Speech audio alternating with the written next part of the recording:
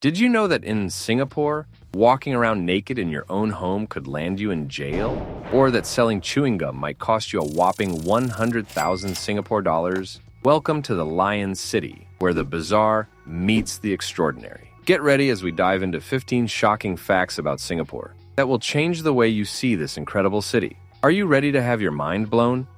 Fact number 15. In Singapore, strutting around your home in the nude could cost you up to 2,000 Singapore dollars or even 3 months in jail. Yes, you heard that right. If someone can see you from a window or common area, you might be in hot water. Take the case of a man fined 2,600 Singapore dollars in 2009 for being spotted naked at home multiple times. While this law sounds extreme, enforcement is rare. Most people are discreet about their privacy. So, unless you're planning a full-on nudist colony in your living room, you should be just fine. Fact number 14. Think twice before hopping onto your neighbor's Wi-Fi in Singapore. Connecting to someone else's network without permission isn't just rude, it's a criminal offense. That innocent click could land you 3 years in prison or a hefty $10,000 fine. Talk about an expensive movie night.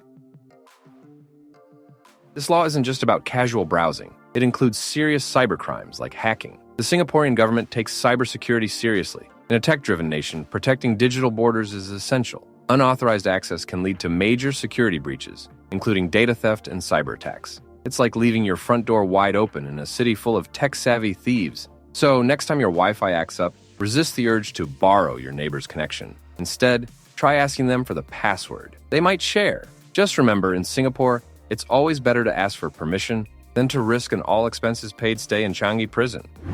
Fact number 13. In Singapore, chewing gum is about as welcome as a mosquito at a picnic. Selling chewing gum here is strictly prohibited, with penalties reaching up to 100,000 Singapore dollars or even 2 years in prison. That's a hefty price for a little minty freshness. So, what's the deal? Back in the 1990s, Singapore faced a sticky situation with gum littering. People were sticking it everywhere. To combat this gooey epidemic, the government decided to clamp down hard, and thus, the chewing gum ban was born. But don't despair, gum lovers. Tourists can bring in just 2 packs of chewing gum when entering the country. So, if you're visiting, pack wisely, because once you cross that border, you'll be living life on the edge with your precious gum. Just remember, if you're caught selling gum or smuggling in more than your 2-pack limit, you might find yourself in a sticky situation, one that involves a hefty fine or a cozy cell. At number 12, welcome to Singlish 101 La.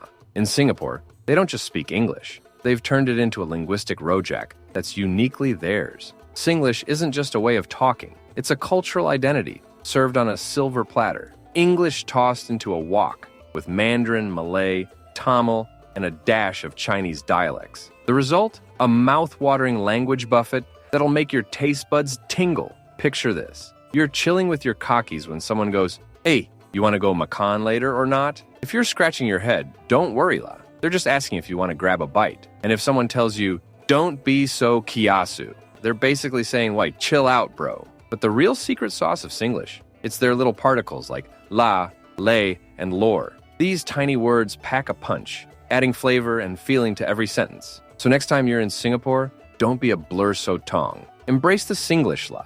It's not just English, it's English on steroids, with a side of local spice. Can or not? Fact number 11. Did you know that Singapore has changed its time zone 6 times since 1905? Initially, in 1905, Singapore set its clocks to GMT plus 7 hours to aid railways and postal services. In 1933, daylight saving time was introduced, moving clocks forward by 20 minutes, then to 30 minutes in 1941. During the Japanese occupation, Singapore aligned its time with Tokyo, jumping to GMT plus 9 hours. After the war, it returned to GMT plus 7:30, but in 1982, Singapore adopted GMT plus 8 hours to synchronize with Malaysia, facilitating travel and business ties with major cities like Shanghai and Hong Kong. It's time for fact number 10. So let's talk about fruit so stinky. It's practically a fugitive. We're talking about the infamous Durian, banned from public transport, hotels, and many outdoor spaces. It's like the fruit equivalent of a rebellious teenager. No one wants to deal with its attitude. Imagine riding the MRT, minding your own business, when suddenly you're hit with a smell that's part rotting onions, part sweaty gym socks. That's why Singapore has declared durians off limits in most public areas. So, if you're tempted to sneak a durian onto the bus, think again. You might find yourself facing a fine of up to 500 Singapore dollars. In Singapore, it's all fun and games until someone breaks out the stinky fruit. Fact number 9, hold onto your toilet seats, folks, because Singapore's taking bathroom etiquette to a whole new level. In this squeaky clean city-state, forgetting to flush could flush your wallet down the drain faster than you can say, oops. That's right, in Singapore, leaving behind your business in a public toilet could cost you anywhere from 150 to 500 Singapore dollars. Talk about an expensive flush. This isn't just some crappy joke. It's an actual law that mandates every sanitary convenience must be flushed immediately after use. Seems like Singapore's really pushing for a leave no trace policy, even in the bathroom. But before you start panicking about your post-coffee pit stops, take a deep breath. This law is about as outdated as your grandpa's flip phone. Most public toilets in Singapore nowadays are smarter than some people, equipped with automatic flushing systems that do the dirty work for you. And let's be real, the chances of getting caught with your pants down are pretty slim. Enforcement of this rule is rarer than finding a clean gas station bathroom on a road trip. Fact number 8, in Singapore, karaoke skills could land you in the slammer. Belting out your favorite explicit lyrics in public isn't just frowned upon, it's downright illegal. In Singapore, singing, reciting, or even muttering obscene songs in public can earn you a 3-month vacation in jail, a fine that'll make your wallet weep, or both if you're really unlucky, and it's like Singapore Idol. But the losers get a criminal record instead of a consolation prize. So, next time you're tempted to channel your inner Eminem on the streets of Singapore, remember, the only bars you should be dropping are the ones that won't get you behind actual bars. Keep it clean, folks, or prepare to face the music. Literally. At number 7, imagine a country where 92% of people own their homes. No, this isn't a real estate agent's fever dream. It's just another day in the Lion City. The secret behind this home ownership magic? It's the Housing Development Board, or HDB for short. Born in 1960, the HDB wasn't just another government agency. It was Singapore's answer to a massive housing crisis. Picture this: squatters everywhere, living conditions that would make your average college dorm look luxurious. The HDB swooped in like a caped crusader armed with concrete and determination. Fast forward to today, and over 80% of Singaporeans are living the high life in HDB flats. But here's the kicker: these flats are actually affordable. The government subsidizes them, making homeownership less of a pipe dream and more of a reality for the average Joe. It's like they're running a perpetual Black Friday sale on homes.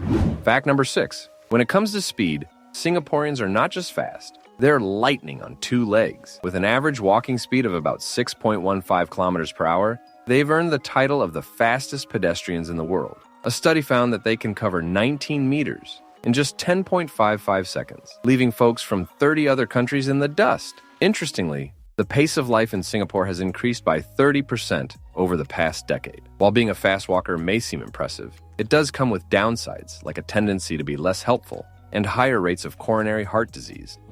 Fact number 5, nightlife. Welcome to Singapore, where the sun sets and, apparently, so does some people's opinion of you. That's right, folks. In this island of efficiency and order, hitting the clubs might just lower your IQ, at least in the eyes of some judgmental Judies. Picture this. It's Friday night, you're dressed to the nines, ready to paint the town red. But wait, before you step out, make sure you're prepared for some side-eye from the upstanding citizens who think nightlife is just one big neon-lit vice fest.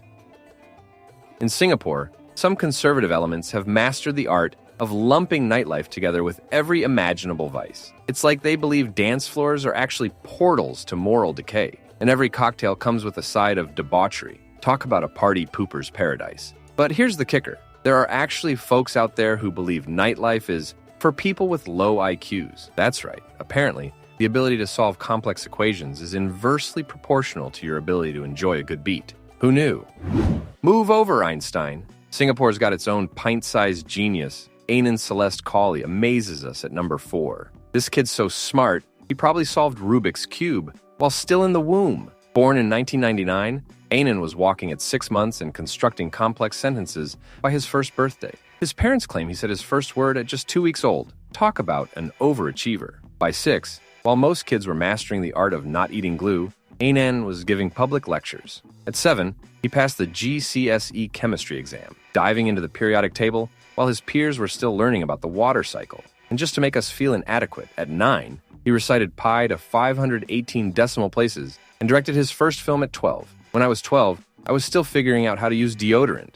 Fact number 3. In Singapore, pigeons are on a strict diet. In this city-state, feeding our feathered friends could leave your wallet as empty as a bird's nest. First-time offenders can be fined up to 500 Singapore dollars, but repeat offenders can face fines as high as 10,000 Singapore dollars. That's enough to buy a lifetime supply of bird food, not that you'd be allowed to use it. Why so serious? These rock pigeons are invasive and disrupt local biodiversity. Plus, nobody enjoys dodging pigeon droppings. Despite the fines, some folks can't resist anyway. Just ask the 67-year-old man who was fined 4,800 Singapore dollars for his repeated bread-throwing antics. When asked for a defense, he simply said, "Nothing to say." At least the pigeons appreciate his dedication. Fact number 2. In Singapore, littering is no joke, and repeat offenders might find themselves wearing a bib that boldly states, "I am a litterer." That's right. This unique punishment is part of the government's campaign to keep the city spotless and remind everyone that littering is a serious offense. First-time offenders may face a fine, but for those who can't resist turning the streets into their personal trash cans, the penalties get tougher. Community service comes with a side of public humiliation as they pick up litter while sporting their fashionable bib. The message is simple. If your trash doesn't spark joy, don't expect the government to clean up after you. Fact number 1. In Singapore, the law doesn't just bite, it stings. That's right, caning isn't just a relic of the past. It's a present-day reality that'll make you think twice before breaking the rules. Caning is on the menu for over 35 offenses, and it's a mandatory side dish for some serious crimes. But don't worry, ladies and gentlemen over 50. You're off the hook. For everyone else, it's a maximum of 24 strokes on the bare buttocks. And yes, there's a doctor present, because safety first. Critics call it cruel, but Singapore stands firm. They argue that this strict approach is why their crime rates are lower than a limbo champion. It's all about keeping the streets safe and the citizens in line. What do you think about these practices? Which one you like the most? Let me know in the comments. And if you enjoy this video, be sure to like, subscribe, and hit the notification bell for more fascinating insights into cultures around the world.